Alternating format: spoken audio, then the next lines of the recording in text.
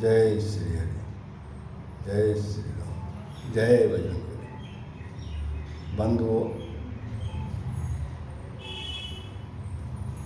आपने अभी तक सुना कि तारक नाम का राक्षस जो कि अजर अमर था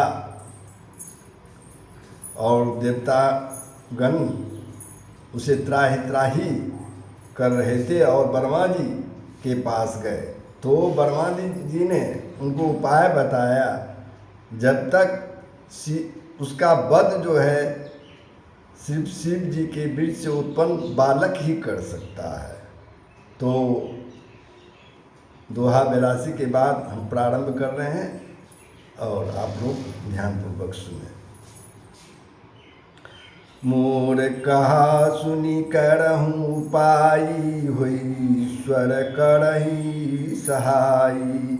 सती जो तजी दक्ष मख देहा, जन्मी जाई हिमाचल गेहा।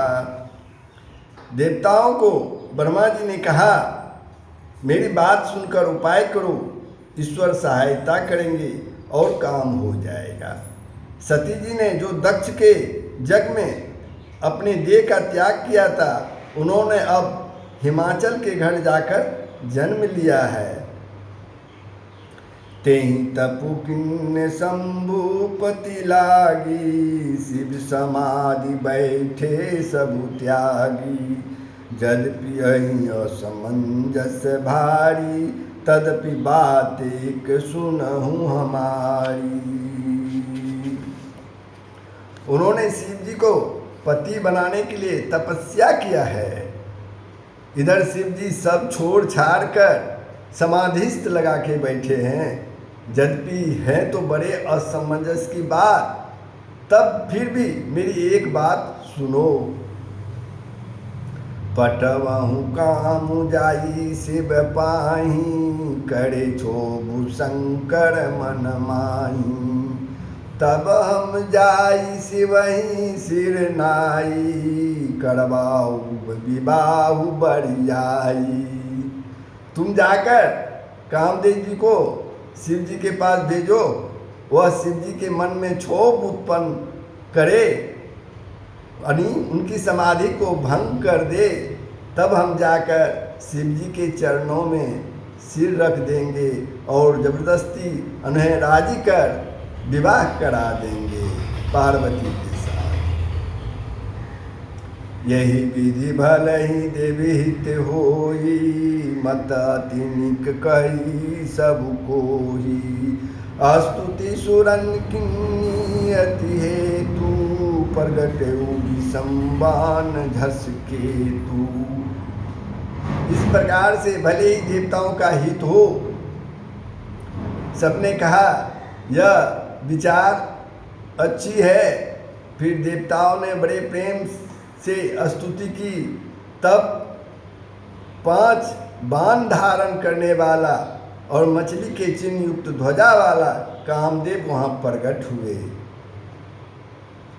सुरन कही निज विपत्ति, सब सुनि मन किन्नी विचार। शंभु विरोध न कुशल मुहि, बिहसी कहेउ अस पार। सियावर राम जय जय राम, सियापति राम जय जय राम। देवताओं ने कामदेव से अपनी सारी विपत्ति कही। सुनकर कामदेव के मन में विचार किया। यह सुनकर कामदेव ने मन में विचार किया और हंसकर देवताओं से कहा कि शिव जी के साथ विरोध करने में मेरी कुशल तो नहीं है। तदपि करब मैं काजु तुम्हारा, श्रुति का परम धर्म उपकारा। परहित लागी तजई जो देही, संतत संत प्रशंसहि तेहि। यद्यपि मैं तुम्हारा काम तो करूँगा, क्योंकि वेद दूसरे के उपकार को परम धर्म मानता है। जो दूसरे के हित के लिए अपना शरीर त्याग देता है, संत सदा उसकी बड़ाई करते हैं।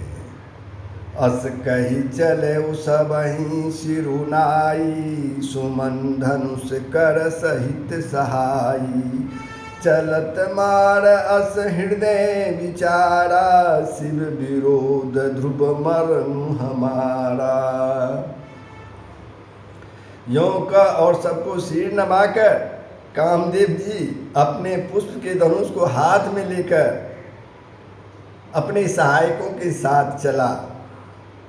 चलते समय कामदेव ने हृदय में ऐसा विचार किया कि शिव जी के साथ विरोध करने से मेरा मरण तो निश्चित ही है, मेरा मरण निश्चित ही है। तब आपन प्रभाव विस्तारा, निज बस किन्न सकल संसारा। कोपौजा वहीं बारी चर के तू, छन महु मिटे सकल श्रुति से तू। तब उसने अपने प्रभाव फैलाया और समस्त संसार को अपने बस में कर लिया। कामदेव जी ने जिस समय उस मछली के चिन्ह की ध्वजा वाले कामदेव ने कोप किया, उस समय क्षण भर में ही वेदों की सारी मर्यादाएं मिट गई। ब्रह्मचर्य व्रत संयम नाना, धीरज धर्म ज्ञान विज्ञाना। सदाचार जब जोग विरागा, सभय विवेक कटकु सबु भागा। ब्रह्मचर्य नियम, नाना प्रकार के संयम, धीरज, धर्म, ज्ञान, विज्ञान, सदाचार, जप, योग, वैराग्य आदि विवेक की सारी सेना डर कर भाग गई। जब कामदेव जी ने अपना प्रभाव फैलाया तब भागयु विवेक उसाए सहित, सो सुबड संयुग महिमुरे। सदग्रंथ पर्वत कंदरनी, महु जाइते ही अवसर दुरे। होनिहार का करतार को रखवार, जग खर भरू पड़ा। दुई मात के ही रति नाथ, जही कहूँ को पिकर धनुषरु धरा। विवेक अपने सहायकों सहित भाग गया। उसके योद्धा रणभूमि से पीठ दिखा गए। उस समय वे सब सदग्रंथ रूपी पर्वत की कंदराओं में जा छिपे। सारे जगत में खलबली मच गई। हे विधाता, अब क्या होने वाला है? हमारी रक्षा कौन करेगा? ऐसा दो सिर वाला कौन है जिसके लिए रति के पति कामदेव ने कोप करके हाथ में धनुष बाण उठाया है? जे सचिव जग अचर चर, नारी परुष असनाम। ते निज निज मर्याद तजी, भय सकल बस काम। सियावर राम जय जय राम, सियापति राम जय जय राम।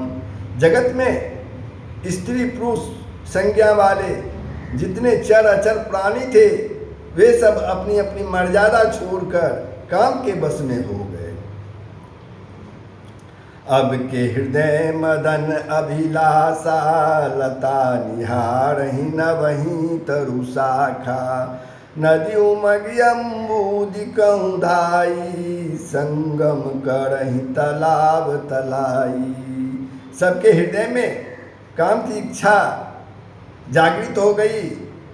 लताओं को देखकर वृक्षों की डालियां झुकने लगी। नदियां उमड़ उमड़ कर समुद्र की ओर दौड़ी और ताल तलैया भी आपस में संगम करने लगी, मिलने जुलने लगी। जहाँ असी दशा जरन के बरनी, को कही सकई सचेतन करनी।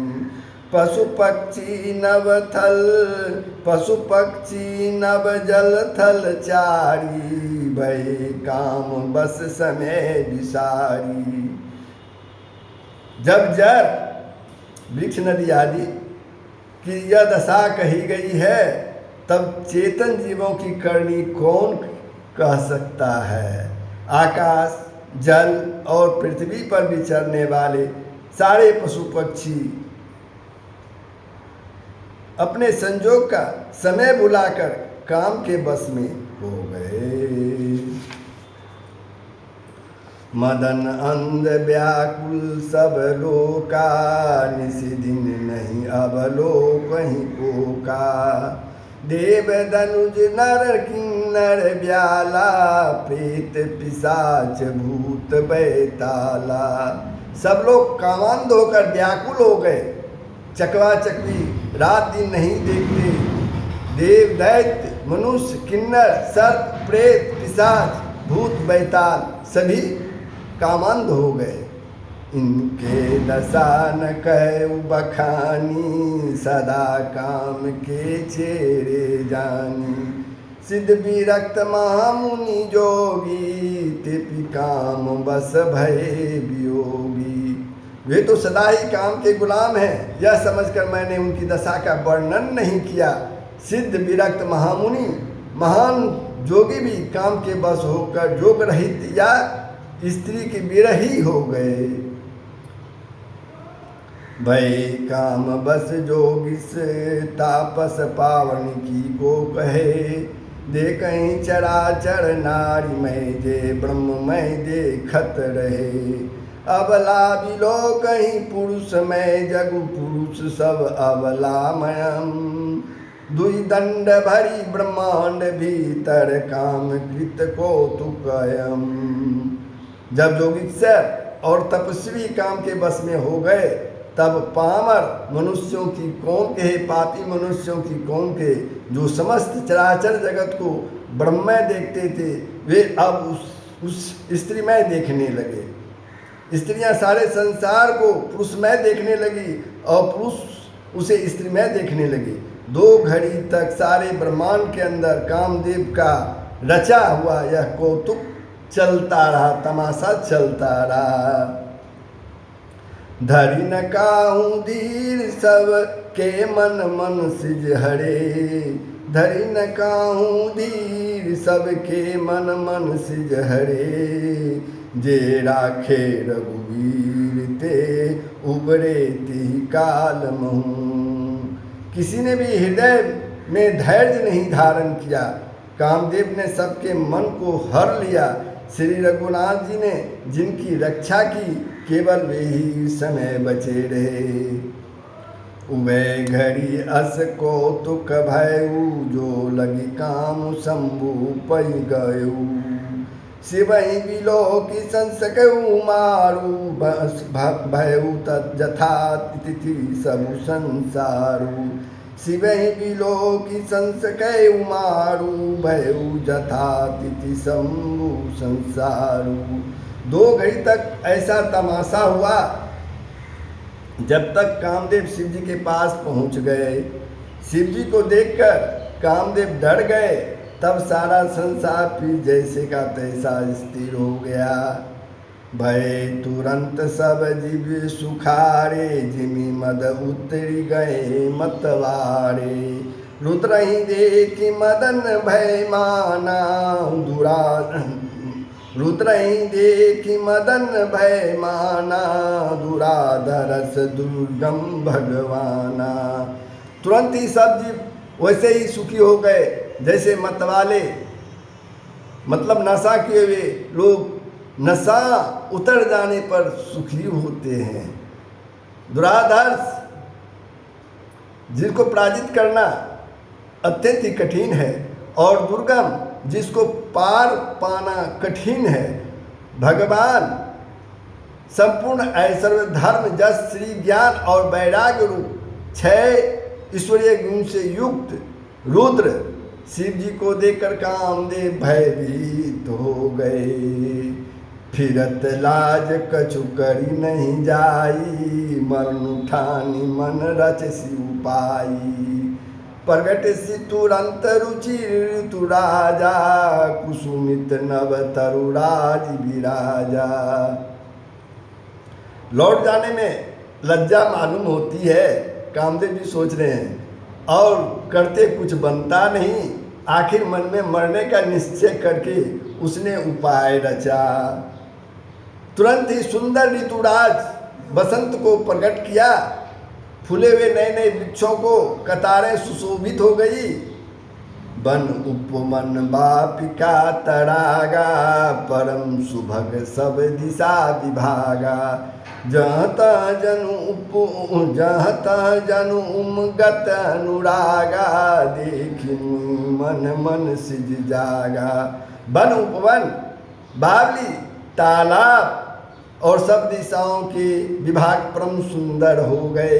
जहाँ तहाँ मानो प्रेम उमड़ रहा है, जिसे देखकर मरे मनों में भी कामदेव जागृत हो उठा।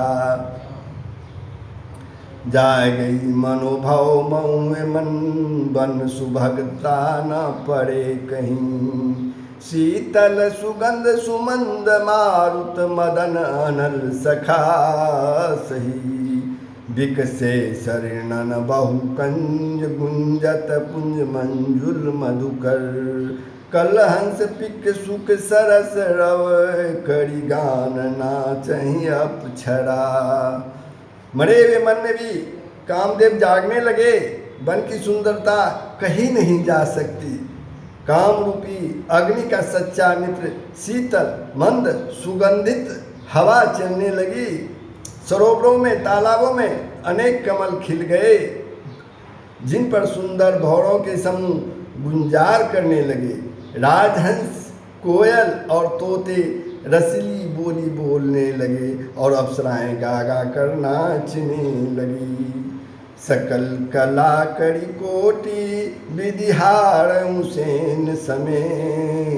चली न चल समाधि शिव को पौं हृदय निकेत। सियावर राम जय जय राम, सियापति राम जय जय राम।